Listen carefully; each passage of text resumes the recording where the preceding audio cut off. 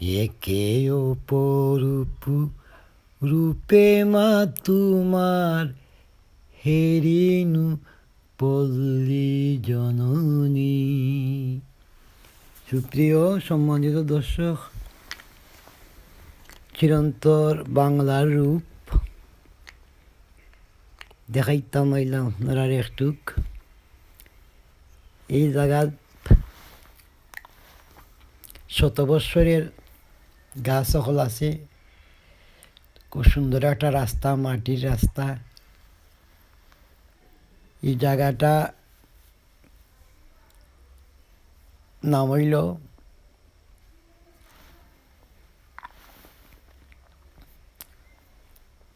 শিলাপুরা bypass রাস্তা।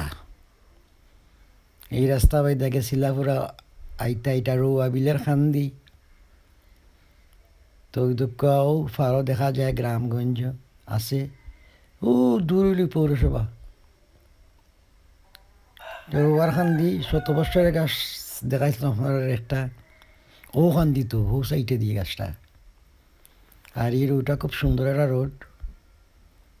বর্তমানে এগুলা আগে কিছু উঁচা আছিল, এখন তো বর্ষাকালের ঢেউ ভাঙ্গা সমতল করে লিছে।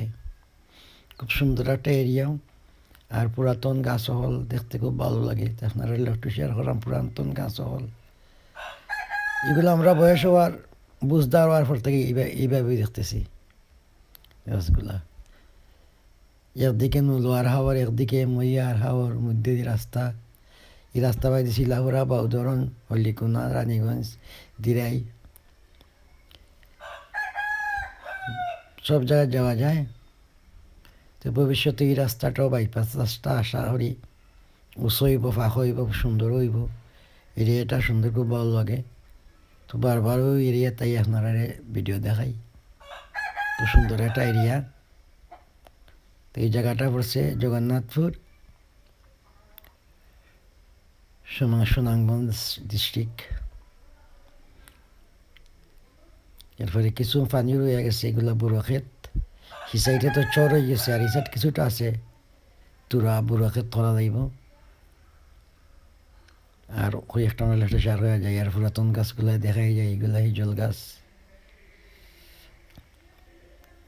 বউ কথা কো হিজলেরও ডালি।